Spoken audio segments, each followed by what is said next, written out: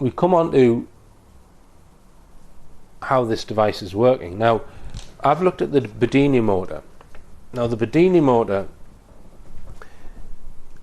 there are people who have measured whether the Bedini motor is getting energy from somewhere, and it appears to be that way.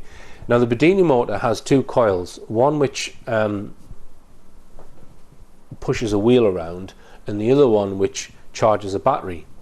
Now, Stan Myers believed that the excess energy in his device was being tapped from between the plates, that there was something in the water, that was some resonant frequency of water, which made the water molecule split much easier. Now, I'm not sure he's correct there. I actually think that the excess energy is possibly coming from the two coils either side of the electrodes. And the reason why I come to that conclusion is because of the Bedini motor. Because the Bedini motor is another over unity device where the excess energy appears to be coming from the electrical coil when its field collapses. So a certain amount of energy is put into the coil to magnetize it, to create the magnetic field. That is then switched. The field collapses, but it appears to be dragging more energy from that collapsing field into the battery in the Bedini motor. So I think where the energy is coming from in some of these over unity devices is in a collapsing magnetic field from an inductor, but it's how you capture that. So the Bedini motor, it's been used to charge a battery, and I think in the Myers device you've got these two coils either side of your.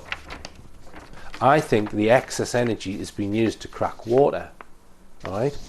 So, but I'm open to a debate on that. In the Myers circuit, you have he had some electronics using 555 timers and that kind of thing to generate these various pulses.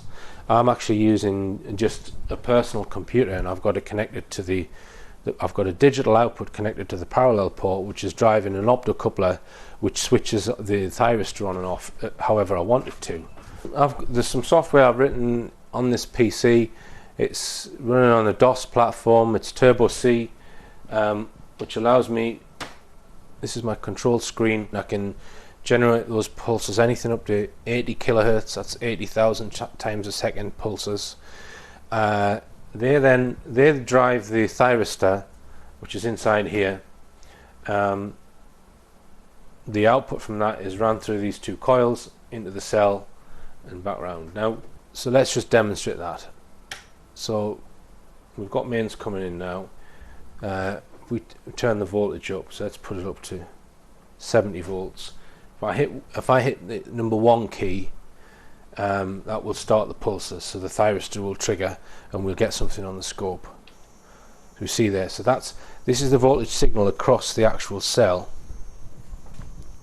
and see the current's pretty low here, but occasionally what I've noticed, what happens is you increase the voltage and suddenly the current will go right up, and you'll get more gases coming off. I've not had huge amounts of gas, certainly not over unity. You can hear the thyristor switching. What I'm going to do now, I'm just going to show you the inside of this box, and then once I've done that, we're going to try and film some gases coming off. All right. So this is our variable transformer, which just goes through a bridge rectifier. The output from the bridge rectifier feeds the voltmeter. It also feeds the thyristor. So here's our thyristor here.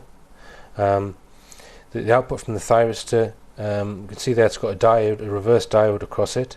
And there's also, this is the blocking diode here.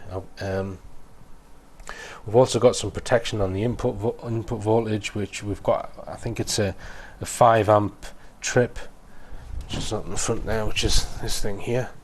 And actually press it, so that thing should pop out if the whole thing draws more than 5 amps, just a safety device. So our optocouplers, well, that one there is not used. This is the optocoupler, which is connected to the computer. So the signals from the PC's parallel port come in here. So that's just I think it might be 5 volts. So they come in, they're wired into one end of the optocoupler, and then the other end of the optocoupler triggers the gate on the thyristor. What the current from the thyristor then goes through this diode and then through the ammeter, which is on the front panel here, and then when it then comes out the front panel. I did have a coil inside, but this is redundant now. That coil is not used. This is the coil here, which I've wound myself.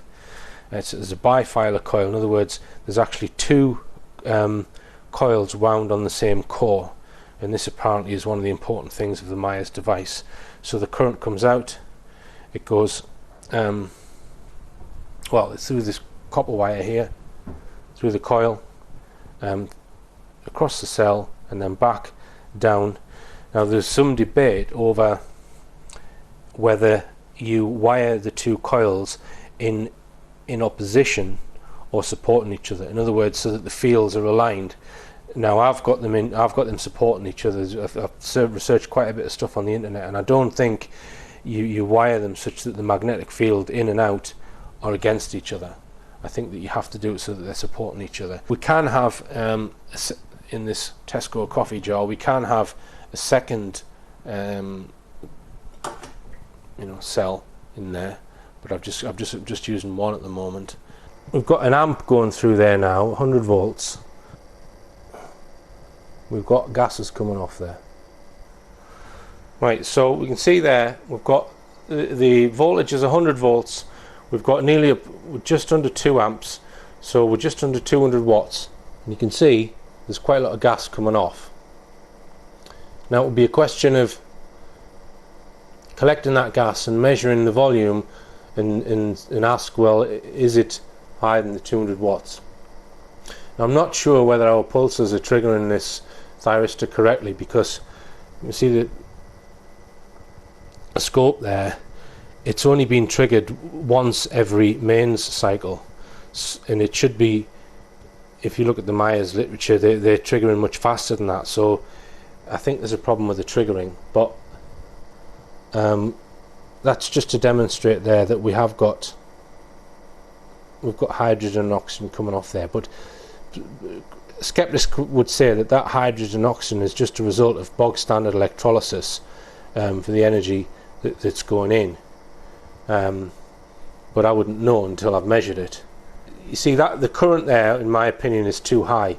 We've got that needs to be limited in some way, but in a way that the gas still comes off. And this is what this current sensor circuit is going to do. Now I've got this rig set up and I can generate small amounts of hydrogen and oxygen. The thing then to do is to modify various sections of it in order to try and get more yield of gases. Now, one of the things that I've decided to put in is to add a current sensor on the main wire going through the cell, and then put it through a comparator so that you then feed that signal back into the computer. So in other words, once the current gets above a certain level, the computer knows that and then can switch off the output pulses. Because the whole intention of this design is to try and limit the current and get the voltage as high as you can. But as my understanding, as soon as the water is cracked, the current increases and you need to back off. So what I'm going to do is, as I say, put a current sensor in there, and then so the computer knows as soon as the current is above a particular threshold value, it will cease firing pulses and turn the thyristor off and stop any current flowing. So that's one modification I've yet to do. The other enhancement is to try and decrease the air gap, or it's not an air gap, decrease the water gap in the. So what I've actually done, I've bought a slightly different wall thickness tube. Right, so I'm just on my way to a little engineering company who I've asked to weld this M6 threaded bar onto this stainless steel tube. So they've just got to fix it like that. we are, it's Rokel Engineering.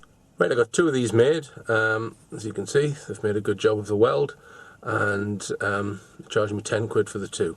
And that will reduce the gap down to 0.9 of a millimetre, which is a fair bit less than it is now. So that should increase the amount of volts per centimetre, therefore encouraging the electrolysis. So there's all kinds of, I mean, you can modify the pulse widths, the frequencies. There's all kinds of things we can play around with here in order to try and achieve what Myers did.